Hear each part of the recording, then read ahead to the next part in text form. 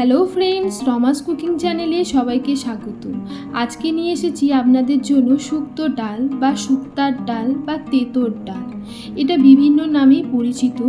আপনারা অবশ্যই এই ডাল বানাবেন। গরমের দিনে এই ডাল ভীষণই উপকার। প্রথমেই একটা প্রেসার কুকারের মধ্যে আমি 2 গ্লাসের মতো জল নিয়ে নিলাম। এই জলটাকে একটু গরম করে নেব। জলটা একটু গরম হয়ে গেলে এর মধ্যে আমি দিয়ে দেব 1 কাপের মতো অরহর ডাল। আপনারা চাইলে এটা মটর ডালেও করতে পারেন, আবার মুগ ডালেও করতে পারেন। দিয়ে দেব সামান্য পরিমাণে লবণ এবং সামান্য পরিমাণে হলুদ, আর দেব 2টো কাঁচা লঙ্কা। দিয়ে প্রেসার কুকারের মুখটাকে বন্ধ করে 3টে মতো সিটি আমি দিয়ে দেব। 3টে মতো সিটি দিয়ে দেওয়ার পর আমার ডালটা দেখুন প্রায় সেদ্ধ হয়েই গেছে ভালো রকমভাবে। এর মধ্যে আমি দিয়ে দেব সজনের ডাঁটা। যেহেতু আমার ডাঁটাগুলো একটু মোটা মোটা সাইজের, তার জন্য আমি একটা সিটি দিয়ে দেব। যদি আপনাদের সজনের ডাঁটাগুলো পাতলা হয় সেই ক্ষেত্রে আপনারা একটু কড়ার মধ্যে ভেজে নিলেই হয়ে যাবে। এরপর আমি কড়াতে একটা মশলা তৈরি করে নেব।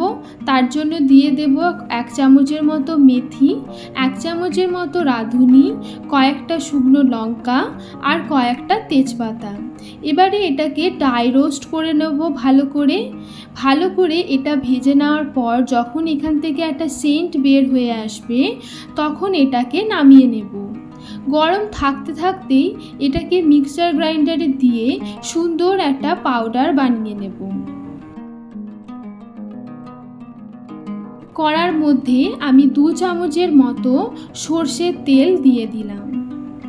সর্ষের তেলটা গরম হয়ে গেলে এর মধ্যে ভেজে নেব করলাগুলোকে আমি নুন হলুদ মাখিয়ে রেখে দিয়েছিলাম।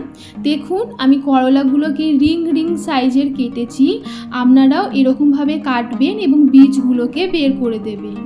করলাগুলোকে বেশ কড়া করেই ভেজে নিতে হবে, কারণ কাঁচা থাকলে ডাল তেতো হয়ে যাওয়ার সম্ভাবনা থাকবে।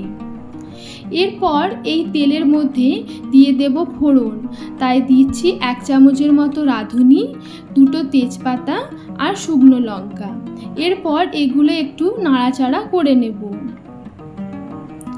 একটু নাড়াচাড়া করার পর এর মধ্যে দিয়ে দেব 1 চামচের মতো আদা বাটা দিয়ে দেওয়ার পর দেব সামান্য পরিমাণে লবণ, যাতে আদা ছিটকে না আসে।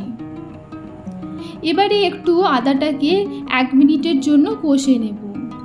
আদাটা কষানো হয়ে গেলে দিয়ে দেব সেদ্ধ করা ডালটা দেওয়ার সময় গ্যাসের ফ্লেমটাকে লোতে রাখবেন, নালে ডাল ছিটকে চলে আসার চান্স থাকবে। এবারে ভালো করে একটু মশলার সঙ্গে মিক্সড করে নেব, দিয়ে 2 মিনিটের জন্য ডালটাকে ফুটতে দেব। ডাল ফুটে উঠলে আমরা যে মশলাটা রেডি করে রেখেছিলাম সেই মশলাটা এর মধ্যে দিয়ে দেব।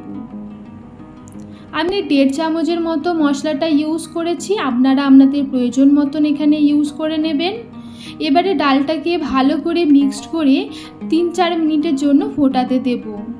এরপর দেব করলাগুলোকে দেওয়ার পর আবারও ভালো করে একটু ফুটিয়ে নেব।